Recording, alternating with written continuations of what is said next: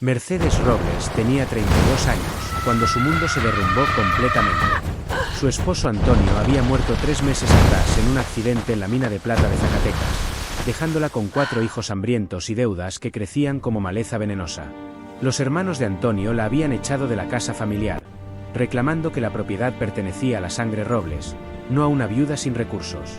«Tienes hasta el viernes para irte», le había dicho don Rafael, el hermano mayor de Antonio, contando billetes sobre la mesa como si estuviera calculando el precio de ganado. «Y deja las joyas de la familia. Esas tampoco son tuyas». Mercedes había suplicado, había llorado, había rogado por un poco más de tiempo. Sus hijos, Mateo de 9 años, Miguel de 7, Lucía de 5 y la pequeña Sara de apenas 3, no tenían otro lugar a donde ir. Pero don Rafael era un hombre de corazón duro, endurecido por años de controlar la fortuna familiar con puño de hierro. Fue doña Gertrudis, la vieja lavandera del pueblo, quien le mencionó la propiedad maldita.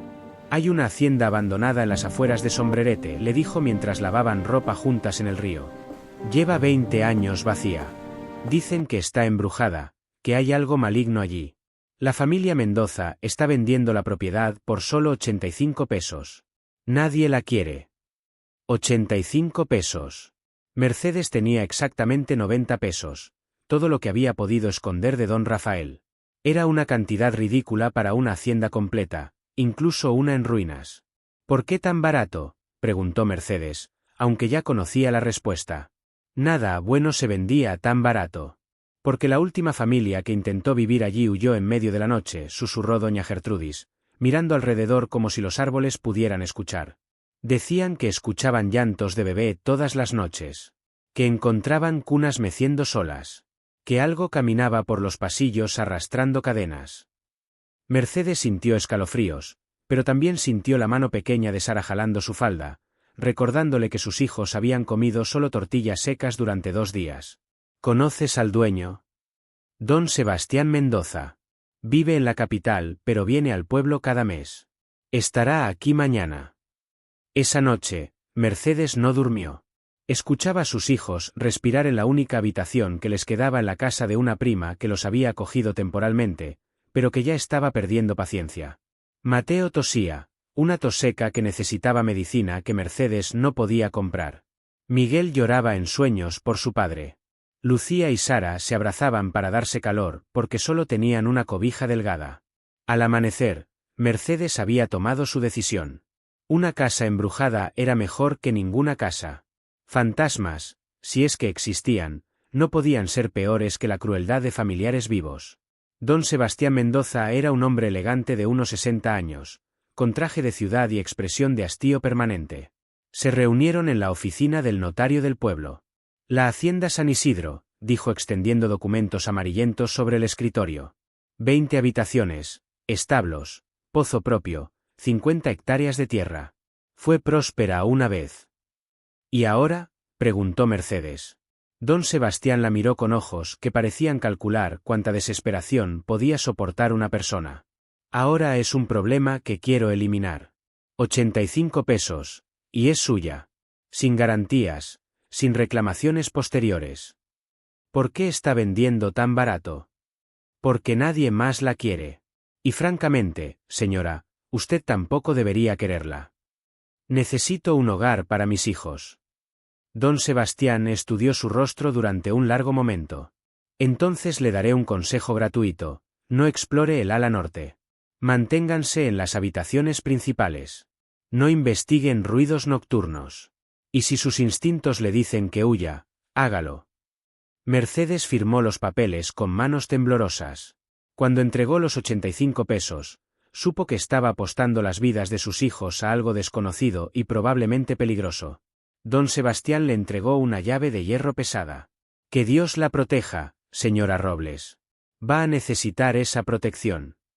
2 días después, Mercedes y sus 4 hijos llegaron a la hacienda San Isidro en una carreta alquilada con sus últimos pesos.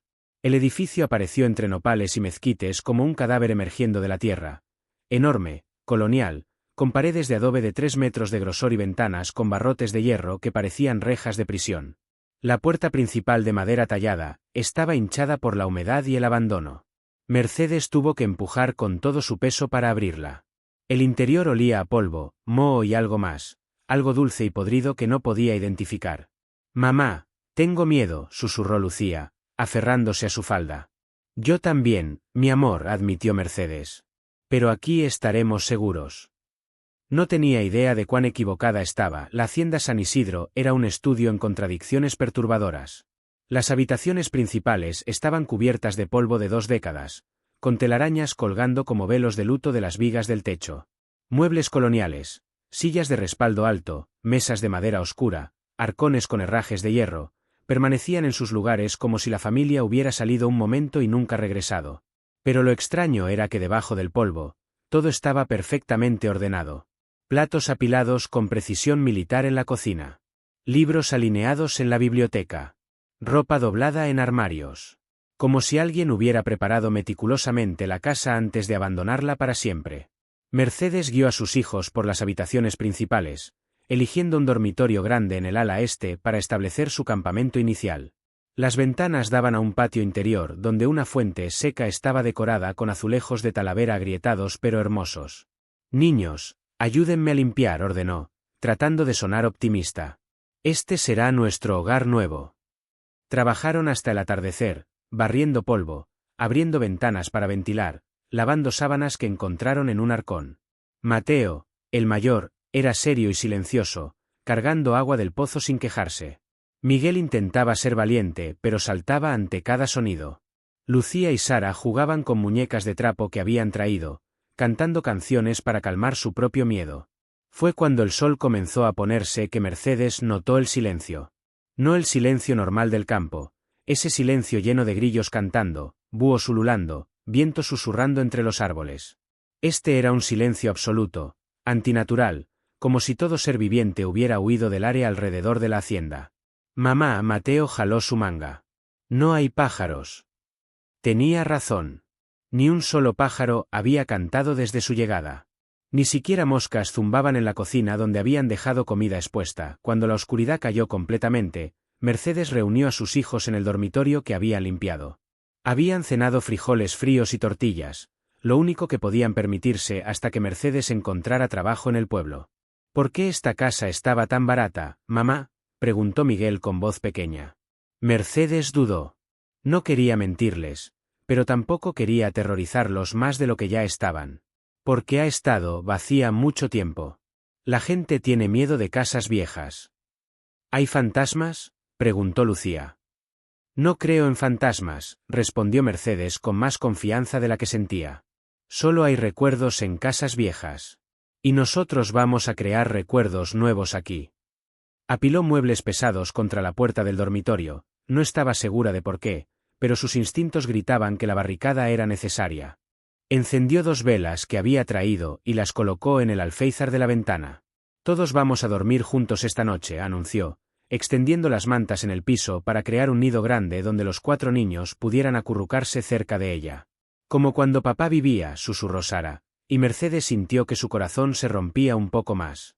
Se acostaron en silencio, escuchando el viento que finalmente había comenzado a soplar afuera. La hacienda gemía y crujía, sonidos normales de una estructura vieja asentándose. Mercedes se dijo a sí misma que eran sonidos normales. Fue exactamente a la medianoche cuando escucharon el primer llanto. Un bebé. Llorando con desesperación desgarradora, en algún lugar distante de la hacienda. El sonido flotaba por los pasillos, acercándose y alejándose como si alguien caminara con el bebé, tratando de calmarlo. Los 4 niños se despertaron instantáneamente, aferrándose a Mercedes. ¿Qué es eso?, susurró Mateo. Mercedes sentía su sangre helada. Quédense aquí. No se muevan. Se acercó a la puerta barricada y presionó su oído contra la madera. El llanto continuaba, no era imaginación. Era real. Un bebé lloraba en algún lugar de la hacienda. Pero ellos eran los únicos en el edificio. El llanto duró exactamente 15 minutos. Luego cesó abruptamente, como si alguien hubiera apagado un interruptor. El silencio que siguió era de alguna manera peor que el llanto. Mamá, quiero irme, lloró Lucía. Mercedes regresó a donde estaban sus hijos, abrazándolos a todos. Solo es el viento. Casas viejas hacen ruidos extraños. Ese no era el viento, dijo Mateo con voz seria. Era un bebé. Mercedes no durmió el resto de la noche. Se quedó despierta, vigilando las sombras que danzaban en las paredes iluminadas por las velas, preguntándose qué habían traído a esta casa maldita. Cuando el amanecer finalmente llegó, filtrado por las ventanas con barrotes, Mercedes tomó una decisión: iban a quedarse. No tenían dinero para ir a otro lado. No tenían familia que los recibiera. Esta casa embrujada era su único refugio. Solo tenían que sobrevivir a lo que acechaba en la oscuridad. La segunda noche, Mercedes intentó racionalizar lo que habían escuchado. Tal vez era un gato salvaje. Tal vez eran conductos de aire creando ilusiones auditivas.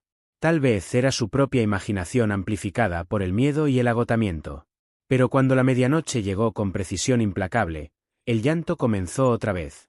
Esta vez era diferente. No era solo el llanto de bebé, había pasos también. Pasos pesados, deliberados, caminando por el corredor afuera de su habitación barricada. De ida y vuelta. De ida y vuelta. Y con los pasos, el sonido de algo metálico arrastrándose por el suelo de piedra. Cadenas. Los niños lloraban en silencio, enterrando sus caras en el regazo de Mercedes. Ella misma temblaba, pero se obligaba a permanecer inmóvil, a no mostrar el terror absoluto que la consumía. SHHH susurraba, acariciando el cabello de sus hijos. No pueden lastimarnos. Lo que sea que esté ahí afuera, no puede cruzar esta puerta. No sabía si eso era verdad. Solo sabía que tenía que creerlo para no perder la cordura. Los pasos se detuvieron directamente afuera de su puerta. El llanto del bebé se volvió frenético, desesperado. Y luego, horrorizantemente, escuchó una voz de mujer, ronca por años de desuso, susurrando palabras que no podía distinguir. Después de 15 minutos, todo cesó otra vez. Silencio absoluto. La tercera noche, Mercedes decidió que no iban a esperar pasivamente. Durante el día, había explorado las habitaciones principales, buscando pistas sobre qué había pasado en esta hacienda. Había encontrado fotografías en la biblioteca, una familia elegante de la época del Porfiriato. Un hombre distinguido con bigote, una mujer hermosa con vestido de encaje alto, y 5 niños de diferentes edades. Detrás de una de las fotografías encontró una nota escrita en tinta descolorida: Familia Mendoza Herrera, 1898. Que Dios perdone nuestros pecados. ¿Qué pecados necesitaban perdón? También había encontrado algo inquietante en uno de los armarios del ala este: ropa de bebé, perfectamente doblada, con manchas oscuras que podían ser sangre vieja. Cuando llegó la medianoche de la tercera noche, Mercedes estaba preparada. Había dejado una vela encendida fuera de su habitación barricada, donde pudiera verla a través de una rendija en la puerta. Los pasos comenzaron. El llanto comenzó. Pero esta vez, Mercedes observó. A través de la rendija, vio una sombra pasar, no la sombra de algo espiritual o transparente. Era la sombra de una persona real, sólida, caminando por el corredor. Su corazón latía salvajemente. Esto no era un fantasma. Era algo peor, algo vivo en la hacienda con ellos. En la mañana del cuarto día, Mercedes notó algo que la heló hasta los huesos. Había dejado un pañuelo de Antonio sobre una mesa en el corredor, el último objeto personal que le quedaba de su esposo. Cuando fue a buscarlo, había desaparecido. Buscó por todas las habitaciones que habían ocupado. No estaba. Esa tarde, mientras preparaba comida en la cocina, encontró el pañuelo cuidadosamente doblado sobre su almohada en el dormitorio, un dormitorio que había mantenido cerrado con llave. Alguien había entrado. Alguien había tomado el pañuelo. Alguien lo había devuelto. Los niños estaban cada vez más aterrorizados. Mateo había dejado de comer adecuadamente. Miguel se negaba a separarse de Mercedes, ni un solo momento. Lucía y Sara lloraban constantemente, preguntando cuándo podían irse. No podemos irnos, les explicaba Mercedes una y otra vez, sintiendo su propia desesperación crecer. No tenemos otro lugar. La quinta noche, el patrón cambió. Los pasos no se quedaron afuera de su puerta. Continuaron más allá, hacia el ala norte, el ala que don Sebastián les había advertido específicamente que no exploraran. Mercedes escuchó el llanto del bebé alejándose, los pasos pesados, el arrastre de cadenas, todo moviéndose hacia la parte prohibida de la hacienda. Y entonces escuchó algo nuevo, un golpeteo rítmico, como si alguien estuviera golpeando contra una pared o puerta, pidiendo desesperadamente que lo dejaran salir. O pidiendo que alguien entrara. «Mamá, ¿qué es ese sonido?», preguntó Mateo, ahora de pie junto a ella en la puerta. Mercedes lo miró. Su hijo mayor, demasiado serio para sus 9 años, ya había perdido su padre y ahora vivía en terror constante. Tomó una decisión que sabía que podría costarle todo. «Mañana», dijo con voz firme, «voy a descubrir qué está pasando en esta casa. Y voy a detenerlo».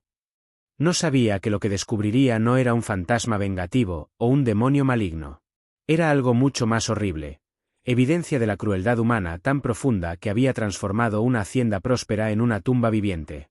Pero primero tenían que sobrevivir una noche más de terror. Al amanecer del 6º día, Mercedes dejó a sus hijos con instrucciones estrictas. «No salgan de esta habitación. No abran la puerta a nadie excepto a mí. Si escuchan cualquier cosa extraña, griten lo más fuerte que puedan». Mateo, actuando como el hombre de la familia que había sido forzado a convertirse, asintió solemnemente. «Ten cuidado, mamá». Mercedes tomó una lámpara de aceite, una barra de hierro que había encontrado en los establos, y toda la valentía que pudo reunir. Era hora de explorar el ala norte, la sección que don Sebastián había advertido que evitaran. El corredor que llevaba al ala norte estaba más oscuro que el resto de la hacienda. Las ventanas aquí estaban no solo con barrotes, sino cubiertas con tablas clavadas desde el exterior. Casi ninguna luz natural penetraba. Las paredes mostraban signos de edad extrema, grietas profundas en el yeso, manchas de humedad que formaban patrones perturbadores, marcas que parecían arañazos. Mercedes caminó lentamente, su lámpara creando sombras danzantes que hacían que su corazón saltara con cada movimiento. Pasó junto a dormitorios vacíos, una sala de estar con muebles cubiertos por sábanas blancas que parecían fantasmas silenciosos, una capilla privada con un crucifijo caído sobre el altar. Fue en el 5º dormitorio donde encontró las primeras pistas reales. La habitación estaba completamente vacía excepto por una cuna de madera en el centro, una cuna bellamente tallada con el nombre Isabel grabado en el cabecero. Dentro de la cuna había una muñeca de porcelana con vestido de encaje amarillento. Mercedes levantó la muñeca cuidadosamente. Era hermosa, cara, el tipo de juguete que solo familias ricas podían permitirse. Pero cuando la volteó, vio que le faltaba la parte trasera de la cabeza, como si alguien la hubiera golpeado con algo pesado. Debajo de donde había estado la muñeca encontró mechones de cabello de bebé, suave y fino, atado con una cinta rosa descolorida. Su estómago se retorció. ¿Qué había pasado con la bebé Isabel? En el armario del mismo dormitorio encontró más ropa de bebé, todas del mismo tamaño, como si la niña nunca hubiera crecido más allá de su primer año. Y en el fondo del armario, parcialmente oculta detrás de cajas, había una tabla del piso que parecía suelta. Mercedes la levantó con dedos temblorosos. Debajo había un espacio hueco lleno de objetos extraños, más mechones de cabello, estos más largos. Dientes de bebé atados en un pañuelo de seda. Fotografías de la misma bebé en diferentes momentos, pero todas las fotografías estaban rayadas, como si alguien hubiera tratado de borrar la cara de la niña. Y más perturbador, un diario pequeño encuadernado en cuero. Mercedes se sentó en el piso polvoriento y comenzó a leer bajo la luz vacilante de su lámpara. Las primeras entradas eran normales, una madre joven llamada Catalina Mendoza escribiendo sobre el nacimiento de su hija Isabel en 1895. Descripciones de primeras sonrisas, primeros dientes, primeros pasos. El amor radiaba de cada palabra. Pero entonces las entradas cambiaban de tono. Marzo de 1896. Mi esposo dice que Isabel llora demasiado. Dice que está mimada, que necesita disciplina. Es solo una bebé de 8 meses. ¿Cómo puede estar mimada? Mayo de 1896. Don Fernando ha comenzado a encerrarnos a Isabel y a mí en el ala norte. Dice que sus llantos perturban su trabajo. Solo nos deja salir para comidas. Julio de 1896. Isabel está enferma. Tiene fiebre y no puede mantener comida. Supliqué a don Fernando que llamara al doctor. Se negó. Dice que el dinero no se gasta en niñas débiles. Agosto de 1896. Mi bebé murió anoche. Don Fernando no me permitió llamar al sacerdote. Dice que nadie debe saber. La enterró en algún lugar del terreno. No me dice dónde. Me dice que olvide que Isabel existió. Septiembre de 1896. Estoy embarazada otra vez. Don Fernando está complacido. Dice que este hijo será varón y olvidaremos la vergüenza de la niña débil. Pero yo no puedo olvidar. Escucho a Isabel llorando cada noche. Noviembre de 1896. El bebé nació. Otra niña. Don Fernando estaba furioso. Me encerró en mi habitación. No he visto a la bebé en 2 días. Escucho llantos pero no puedo llegar a ella.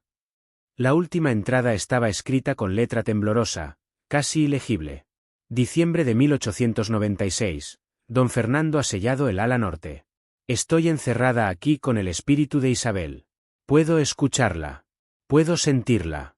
Está sola y asustada, y yo no pude salvarla. Ruego que quien encuentre esto sepa la verdad. Don Fernando Mendoza mató a sus propias hijas porque no eran varones. Y me está dejando morir aquí también por el crimen de no darle un heredero. Mercedes cerró el diario con manos temblorosas. El horror de lo que había leído la abrumaba. Una madre y 2 bebés muertos por la crueldad de un hombre obsesionado con tener un heredero varón. Pero había algo que no tenía sentido. Si Catalina había muerto encerrada aquí en 1896, ¿qué eran los sonidos que escuchaban cada noche? ¿El llanto, los pasos, las cadenas? Continuó explorando el ala norte con nueva determinación. Pasó junto a más dormitorios vacíos, un salón de música con un piano cubierto de polvo, una biblioteca personal con libros de contabilidad que mostraban la riqueza obscena de la familia Mendoza. Al final del corredor había una puerta diferente de todas las demás, hecha de metal reforzado, cerrada con 3 candados grandes.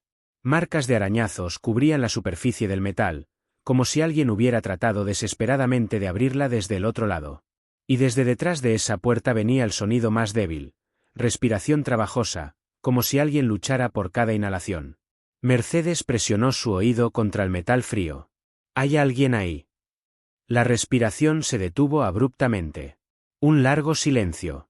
Luego una voz, ronca, débil, casi inhumana después de años sin uso, susurró desde el otro lado. «Mamá».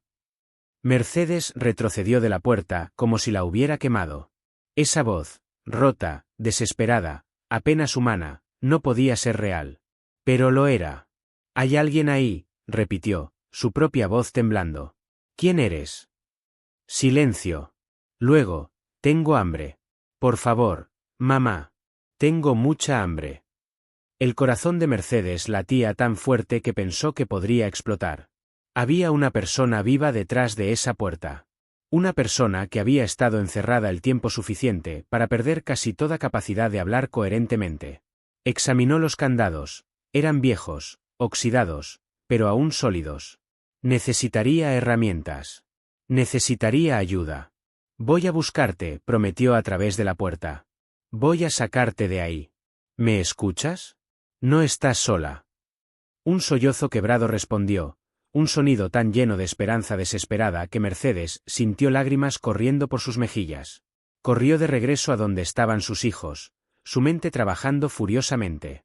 Necesitaba herramientas, necesitaba fuerza, necesitaba pensar claramente a pesar del horror que acababa de descubrir. «Mateo», dijo cuando llegó al dormitorio donde sus hijos esperaban aterrorizados, «necesito que seas muy valiente. Hay alguien en esta casa que necesita nuestra ayuda. Alguien que ha estado encerrado mucho, mucho tiempo». Los ojos de Mateo se agrandaron. ¿Los pasos? ¿El llanto? Era alguien pidiendo ayuda. Y nosotros vamos a ayudar. Tomó 2 horas encontrar las herramientas adecuadas en los establos abandonados, un martillo pesado, un cincel, una palanca de hierro. 2 horas más para trabajar en los candados oxidados, golpeando, forzando, usando toda su fuerza hasta que sus manos sangraban. El primer candado cedió con un crujido metálico. El segundo tomó más tiempo, pero finalmente se rompió. El tercero estaba tan oxidado que tuvo que usar ácido de una batería vieja para debilitarlo antes de poder forzarlo. Cuando el último candado cayó, Mercedes se detuvo. Su mano temblaba sobre la manija de la puerta. ¿Qué iba a encontrar del otro lado? ¿Cuánto tiempo había estado alguien encerrado ahí? ¿En qué condición estaría? «Voy a abrir la puerta», anunció en voz alta. «No te asustes. Vengo a ayudarte». Empujó la puerta. Esta se abrió con un gemido de bisagras que no se habían movido en décadas. El olor la golpeó primero, una mezcla de cuerpo humano sin lavar, orina, heces, enfermedad y algo más dulce que podía ser carne pudriendo. Mercedes tuvo que cubrirse la boca para no vomitar. La habitación era pequeña, sin ventanas, completamente oscura excepto por la luz de su lámpara. Cuando sus ojos se ajustaron, vio una figura acurrucada en la esquina más lejana. Era una mujer, o lo que quedaba de una mujer, tan delgada que era prácticamente un esqueleto cubierto de piel. Su cabello, alguna vez negro, ahora era blanco y colgaba hasta el piso, lleno de mugre. Su ropa eran trapos que podrían haber sido un vestido hace décadas. Y sus pies estaban encadenados a un anillo de hierro empotrado en la pared. La mujer levantó una mano para protegerse los ojos de la luz de la lámpara, la primera luz real que había visto en quién sabe cuántos años. Su piel era tan pálida que era casi transparente.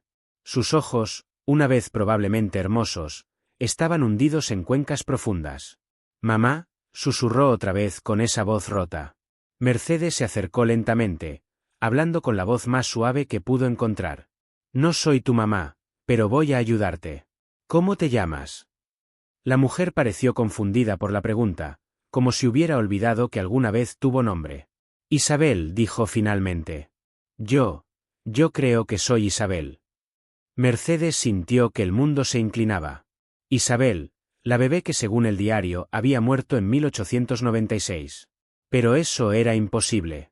Si esta mujer había sido encerrada cuando era bebé y había estado aquí desde entonces. «¿Cuántos años tienes, Isabel?» «No sé. No sé. Mamá me dejó aquí. Dijo que papá estaba enojado. Dijo que volvería. Pero nunca volvió». Mercedes examinó la habitación con su lámpara. En una esquina había una muñeca de trapo destrozada, probablemente el mismo tipo de muñeca que había visto en la cuna. Había marcas de conteo rayadas en las paredes, cientos de ellas, tal vez miles, antes de que quien las hacía aparentemente se rindiera de tratar de contar los días. Y en otra esquina, parcialmente oculto por sombras, había un bulto pequeño envuelto en trapos, del tamaño aproximado de un bebé. «Isabel», preguntó Mercedes cuidadosamente, «¿qué es eso en la esquina?» La mujer siguió su mirada, y su expresión cambió a algo entre amor maternal y locura profunda. «Mi bebé. La mantengo segura. Papá no puede lastimarla si la mantengo segura». Mercedes se acercó lentamente al bulto envuelto. Cuando levantó la tela, encontró no un bebé real sino una colección de objetos que una mente quebrada había transformado en hijo. Una botella de vidrio envuelta en tela para parecer un cuerpo, mechones de cabello, probablemente el propio cabello de Isabel, pegados a un trozo de tela que servía como cabeza, ropa de bebé rellena de trapos. Esta mujer había estado encerrada sola durante tantos años que había creado una realidad alternativa para no perder la cordura completamente. El bebé que cuidaba era su única compañía.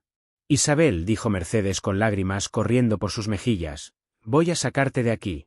Voy a quitarte las cadenas. Voy a darte comida y agua limpia. ¿Está bien?» La mujer la miró con expresión de esperanza tan pura, tan infantil, que Mercedes tuvo que voltear para ocultar su propio dolor. Tomó otra hora romper las cadenas que habían mantenido a Isabel prisionera durante décadas. Las cadenas habían causado heridas profundas alrededor de sus tobillos, heridas que nunca habían sanado apropiadamente, que estaban infectadas y supurando. Cuando finalmente quedó libre, Isabel no podía caminar. Sus piernas, nunca usadas apropiadamente, eran débiles y deformadas. Mercedes tuvo que cargarla, y pesaba casi nada, como si fuera hecha de huesos huecos y papel. La llevó lentamente de regreso al ala principal, donde sus hijos esperaban con terror y curiosidad. «Niños», dijo Mercedes, «esta es Isabel. Ha estado muy enferma y muy sola. Vamos a cuidarla». Los niños miraban con ojos enormes a la figura esquelética en los brazos de su madre. Sara comenzó a llorar. Lucía se escondió detrás de Mateo. Pero Mateo, bendito Mateo con su seriedad de adulto, se acercó. «Está bien», le dijo a Isabel con voz suave. «Aquí estarás segura». Esa noche, Mercedes bañó a Isabel con agua tibia, limpió décadas de mugre de su piel y cabello, vistió sus heridas lo mejor que pudo con los suministros limitados que tenía. Alimentó a Isabel con caldo, solo caldo al principio porque su estómago no podía manejar comida sólida después de años de desnutrición extrema. E Isabel, lenta y dolorosamente, comenzó a hablar, fragmentos de memoria mezclados con fantasía, verdades mezcladas con delirios. Habló de su padre que la había encerrado como castigo. De su madre que había prometido regresar pero nunca lo hizo. Del bebé que había salvado manteniéndolo escondido. Mercedes escuchó todo, reconstruyendo la horrible verdad. Don Fernando Mendoza había encerrado a su hija cuando era apenas una niña pequeña, tal vez de 2 o 3 años. La había dejado allí para morir lentamente, una muerte más cruel que cualquier asesinato rápido. Pero Isabel no había muerto. Había sobrevivido comiendo insectos que entraban por las grietas, bebiendo agua que se filtraba de las paredes, aferrándose a un hilo delgado de cordura al cuidar su bebé imaginario. Había estado encerrada no por 1 o 2 años, sino por más de 20 años. El descubrimiento transformó el horror sobrenatural en horror humano, algo mucho más aterrador porque era completamente real. Durante los siguientes días, Mercedes cuidó a Isabel con una devoción maternal que sorprendió incluso a sus propios hijos. Cada hora le daba pequeñas cantidades de comida, primero solo caldo, luego atole, finalmente tortillas suaves con frijoles. Lavaba sus heridas 2 veces al día con agua hervida, aplicaba ungüentos que compraba en el pueblo con los últimos pesos que le quedaban. Lentamente, muy lentamente, algo de humanidad regresó a los ojos hundidos de Isabel. Los niños también ayudaban, superando su miedo inicial. Mateo leía en voz alta de libros que encontraban en la biblioteca, cuentos de hadas, poesías, historias de aventuras. Isabel escuchaba con la atención fascinada de una niña que nunca había escuchado cuentos antes. Miguel le traía flores del patio, flores silvestres que habían crecido sin control durante décadas de abandono. Isabel las sostenía como si fueran tesoros invaluables. Lucía y Sara cantaban canciones infantiles. Al principio, Isabel solo escuchaba. Pero después de algunos días, comenzó a tararear junto con ellas, melodías rotas, notas incorrectas, pero el intento era hermoso en su inocencia. Mercedes le cepillaba el cabello cada noche, trabajando pacientemente con los nudos y marañas de décadas. Mientras trabajaba, le contaba historias de la familia que Mercedes estaba construyendo, una familia formada no por sangre sino por supervivencia compartida y amor que nacía de la compasión. ¿Me vas a dejar otra vez cuando papá regrese?, preguntaba Isabel algunas noches, su mente aún atrapada entre pasado y presente.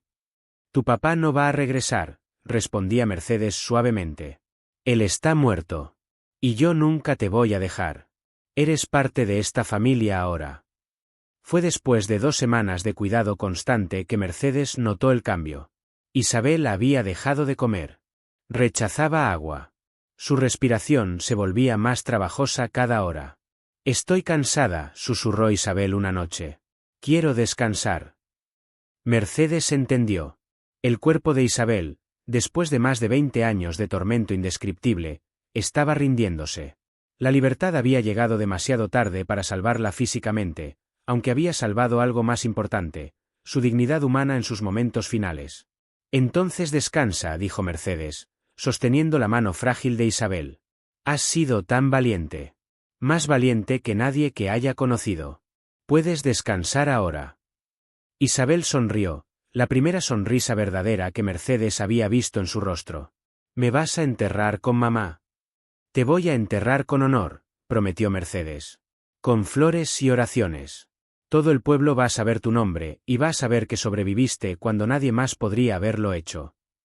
Los niños se reunieron alrededor de la cama donde Isabel yacía. Mateo sostenía una mano, Miguel la otra. Lucía y Sara pusieron sus flores silvestres sobre la manta. Isabel miró a cada uno de ellos. ¿Son mis hermanos? Sí, dijo Mercedes. Son tu familia. Nunca tuve familia antes. La tuviste. Y la tienes ahora. Isabel cerró sus ojos. Su respiración se volvió más lenta, más superficial. Y justo antes del amanecer, con una familia que la amaba sosteniéndola, Isabel finalmente encontró la paz que le había sido negada durante toda su vida de sufrimiento. Mercedes lloró por la niña que había sido encerrada, por la mujer que había sobrevivido contra toda probabilidad, por la tragedia de una vida robada por crueldad humana. Pero también sintió algo más, determinación. Enterraron a Isabel en el patio, bajo los árboles donde flores silvestres crecían más densamente. Mercedes hizo una cruz de madera y talló el nombre completo: Isabel Mendoza Herrera, 1893 a 1918. Que finalmente encuentre paz. El padre del pueblo vino a decir oraciones. Cuando escuchó la historia completa, lloró abiertamente por el horror que había sido perpetrado en esta hacienda. Esa noche, por primera vez desde que habían llegado, la hacienda estaba en silencio verdadero. No llantos a medianoche. No pasos. No cadenas arrastrando. Como si el espíritu atormentado que había llenado estas paredes con dolor finalmente hubiera sido liberado. Mercedes se sentó en el patio, mirando la tumba simple bajo las estrellas. Te fallé, susurró. Llegué demasiado tarde para salvarte. No es verdad, dijo Mateo sentándose junto a ella. Le diste lo que nadie más le dio, amor en sus momentos finales. Eso importa. Su hijo de 9 años, forzado a madurar demasiado rápido por tragedia, entendía verdades que muchos adultos nunca aprenden. ¿Qué vamos a hacer ahora?, preguntó Mercedes, más a sí misma que a Mateo. Vamos a quedarnos, respondió él con firmeza. Vamos a hacer de esta casa maldita un lugar de bondad. Como Isabel querría. Y Mercedes supo que tenía razón. Con el dinero escondido que encontró en las paredes del cuarto de Isabel, joyas que don Fernando probablemente había guardado para esconder riqueza del gobierno, Mercedes comenzó a transformar la hacienda San Isidro. Primero, contrató trabajadores del pueblo para reparar los techos que goteaban, para reemplazar ventanas rotas, para pintar paredes manchadas de humedad. La hacienda, durante tanto tiempo símbolo de crueldad y abandono, comenzó a brillar otra vez bajo el sol de Zacatecas. Pero la transformación no era solo física. Era espiritual. Mercedes colgó un letrero en la puerta principal: Refugio San Isidro, hogar para mujeres y niños necesitados. La primera en llegar fue una mujer llamada Teresa, viuda con 3 hijos, que había sido echada de su casa por la familia de su esposo, una historia tan similar a la de Mercedes que las dos lloraron juntas cuando se conocieron. Aquí puedes quedarte el tiempo que necesites, le dijo Mercedes. Nadie te va a echar. Nadie te va a vender. Aquí somos familia. Luego llegó Beatriz, una mujer joven embarazada, abandonada por el hombre que la había dejado embarazada, rechazada por su propia familia por la vergüenza que había traído. Mercedes le preparó una habitación con vista al patio, donde podía ver flores crecer. Tu bebé va a nacer en un lugar lleno de amor, prometió Mercedes. No de vergüenza. Pronto llegaron más, mujeres que habían sido maltratadas, niños que habían sido abandonados, familias destrozadas que necesitaban reconstrucción. La hacienda, una vez prisión de una niña inocente, se convirtió en santuario para docenas de personas que la sociedad había desechado. Mercedes estableció reglas simples pero firmes. Todos trabajan según su capacidad, cuidando jardines, cocinando, limpiando, enseñando. Los niños reciben educación, sin importar si son niños o niñas. Nadie juzga el pasado de nadie. Solo importa quién quiere ser hacia adelante. Esta es una familia elegida. Nos cuidamos unos a otros. Mateo, ahora de 11 años, enseñaba a niños más pequeños a leer y escribir. Miguel ayudaba en los establos, donde comenzaron a criar gallinas y cabras. Lucía y Sara, ahora de 7 y 5 años, cuidaban un jardín de verduras con otras niñas del refugio. Pero la verdadera prueba llegó cuando don Rafael, el hermano de Antonio que había echado a Mercedes años atrás, apareció en la puerta del refugio. Escuché que has tenido suerte, dijo con sonrisa falsa. Encontraste tesoro en esta casa maldita. Como eres familia, creo que merezco compartir tu buena fortuna. Mercedes lo miró con calma que no había tenido cuando era la viuda desesperada que él había echado. No encontré tesoro. Encontré el horror de lo que los hombres como tú son capaces, hombres que valoran dinero más que familia, que echan mujeres y niños a la calle sin remordimiento. Yo te di tiempo para encontrar otro lugar. Me diste 3 días. Con 4 niños hambrientos. En invierno. Don Rafael se enfureció. Esa casa le pertenece a la familia Robles. Tienes suerte de que no te demande por todo lo que has hecho aquí. Fue entonces cuando Teresa salió de la cocina, secándose las manos en su delantal. Conozco a este hombre. Es don Rafael Robles. Hace 5 años echó a mi hermana de su casa cuando su esposo murió. Ella se congeló hasta morir en las calles de Zacatecas. Otras mujeres salieron, cada una con historia de cómo hombres como don Rafael habían destruido sus vidas, como la avaricia y crueldad masculina habían dejado a familias enteras sin recursos. Este refugio, dijo Mercedes firmemente, está establecido legalmente bajo mi nombre. La familia Mendoza me vendió esta propiedad legalmente. No tienes ningún derecho aquí. Y si intentas amenazarme o a cualquiera de estas mujeres, descubrirás que ya no somos las víctimas indefensas que solíamos ser.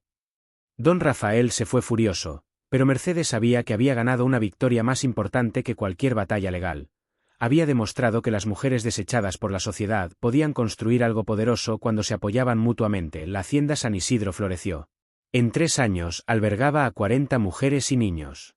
Establecieron una escuela donde niñas aprendían no solo costura y cocina, sino también matemáticas, ciencias, literatura. Las mujeres enseñaban a otras mujeres oficios, carpintería, herrería, contabilidad, habilidades que tradicionalmente solo hombres aprendían. Vendían verduras en el pueblo, bordados, muebles hechos a mano. El refugio se volvió autosuficiente. Ninguna mujer que llegaba desesperada tenía que salir desesperada. Y cada noche, Mercedes visitaba la tumba de Isabel bajo las estrellas. «Mira lo que construimos», susurraba.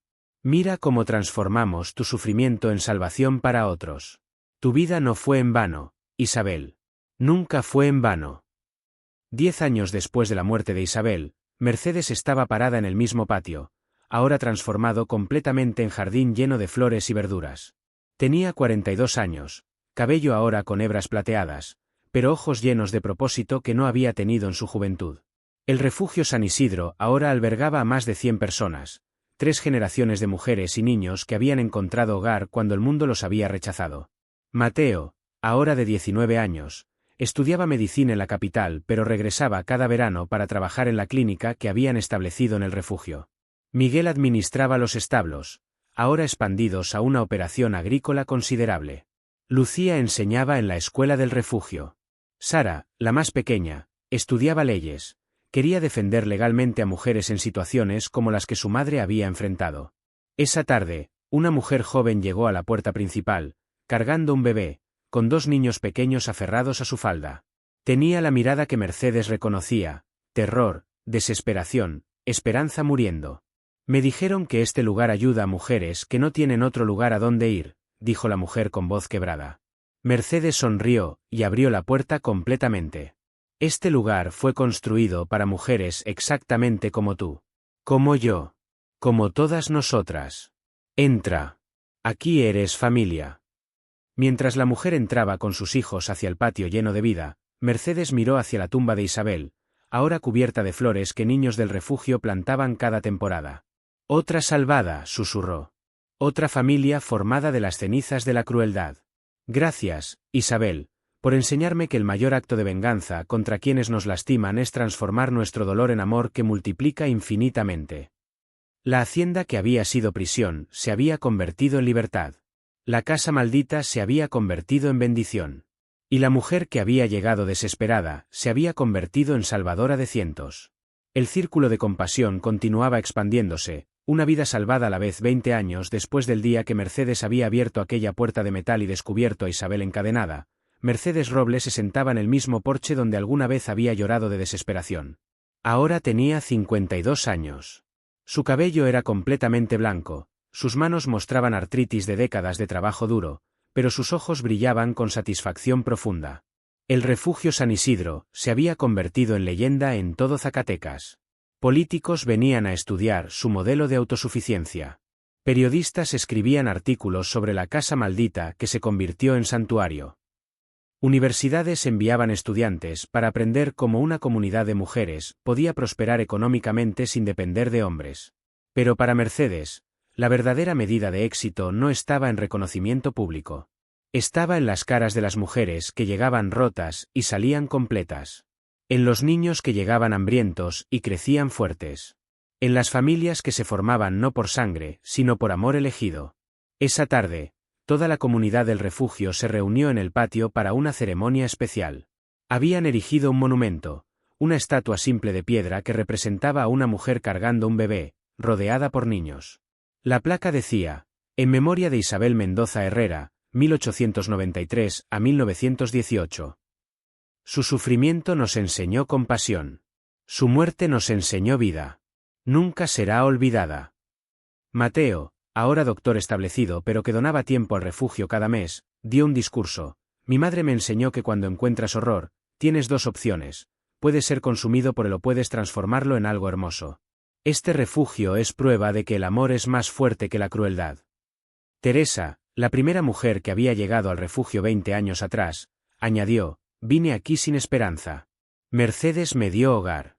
Pero más importante, me enseñó que las mujeres son más fuertes juntas que separadas. Ahora tengo 3 hijos adultos, todos profesionales, todos sirviendo a sus comunidades. Esa es la herencia de este lugar. Una por una, las mujeres del refugio compartieron sus historias de violencia doméstica superada, de pobreza transformada en prosperidad, de niños rescatados de futuro sin esperanza. Pero la historia más poderosa vino de una mujer joven que Mercedes no reconoció inmediatamente. Me llamo Catalina, dijo. Hace 15 años. Mi madre me trajo aquí cuando yo tenía 3 años. Ella había sido violada y su familia la echó por la vergüenza de tener hija ilegítima. Mercedes nos acogió sin juicio. Me crió como si fuera su propia nieta. Catalina se volvió hacia Mercedes con lágrimas. Ahora soy maestra. Enseño en una escuela pública donde trato de darles a mis estudiantes el mismo amor que me dieron aquí. Y cuando encuentro niños en situaciones desesperadas, les digo que hay lugares en el mundo donde las personas se cuidan mutuamente, lugares como el refugio San Isidro. Mercedes abrazó a Catalina, pensando en el círculo completo que su vida había tomado. Había llegado a esta hacienda desesperada, con 4 niños hambrientos y sin opciones. Había encontrado horror que casi había destruido su fe en la humanidad.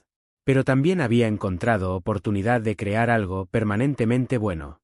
Esa noche, mientras las estrellas aparecían sobre las montañas de Zacatecas, Mercedes caminó sola al jardín donde Isabel estaba enterrada.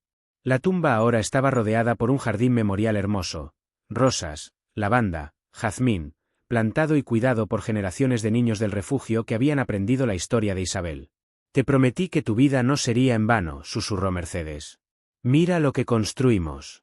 Más de 500 mujeres y niños han encontrado refugio aquí en 20 años. Muchos ahora tienen sus propias familias, sus propias carreras, sus propios hogares. Tu sufrimiento se multiplicó en bendiciones infinitas. Sintió una mano en su hombro. Era Mateo, que había venido a sentarse con ella. ¿Alguna vez te arrepientes, mamá, de haber comprado esta casa maldita? Mercedes pensó en la pregunta cuidadosamente. Me arrepiento de cada momento de terror que vivimos esas primeras semanas. Me arrepiento de no haber encontrado a Isabel más temprano, de que no pude salvar su vida. Pero no me arrepiento de haber transformado ese horror en este santuario. ¿Qué crees que le pasará a este lugar cuando ya no estés aquí? Mercedes sonrió. Continuará. Catalina va a tomar liderazgo cuando yo muera. Ya está siendo entrenada. Y ella entrenará a alguien más. El refugio San Isidro va a existir mientras haya mujeres que necesiten refugio, niños que necesiten protección, familias que necesiten reconstrucción. 2 años después, Mercedes Robles murió pacíficamente en su sueño, rodeada por su familia, no solo sus 4 hijos biológicos sino docenas de hijas e hijos que había acogido durante décadas. Su funeral fue el evento más grande que Sombrerete había visto. Más de 1000 personas llegaron, mujeres a quienes había salvado, niños a quienes había educado, familias a quienes había reunido. El gobernador de Zacatecas vino personalmente para reconocer su servicio. Universidades otorgaron honores póstumos. Pero el tributo más significativo vino de las propias mujeres del refugio. Habían creado un libro, un registro de cada mujer y niño que había encontrado refugio en San Isidro durante 30 años. 547 nombres. 547 historias de desesperación transformada en esperanza. La enterraron junto a Isabel, bajo las estrellas, en el jardín que ambas habían ayudado a crear, una literalmente, la otra inspiracionalmente. Las 2 lápidas ahora decían: Isabel Mendoza Herrera, 1893 a 1918, su sufrimiento nos enseñó compasión. Mercedes Robles de Mendoza, 1886 a 1928, su compasión nos enseñó amor. El refugio San Isidro continuó prosperando bajo liderazgo de Catalina, luego bajo liderazgo de los hijos de Catalina, luego bajo liderazgo de generaciones subsecuentes. En el año 2025, más de 100 años después de que Isabel muriera y casi 100 años después de que Mercedes muriera, el refugio todavía opera, ahora como fundación internacional que establece refugios similares en todo México y América Latina. Y cada nueva generación de mujeres y niños que llegan desesperados aprenden la historia, La historia de una viuda que compró una casa maldita por 85 pesos y descubrió que los verdaderos fantasmas son las víctimas de crueldad humana, pero que el mayor exorcismo es el amor transformador que se multiplica a través de generaciones. Si esta historia te conmovió, déjanos un comentario contándonos desde qué ciudad nos escuchas. Dale like a este vídeo y suscríbete al canal para más historias que inspiran y transforman. Comparte esta historia con alguien que necesite saber que los finales trágicos pueden convertirse en comienzos hermosos. Que Dios proteja a todas las mujeres y niños que buscan refugio de la crueldad del mundo.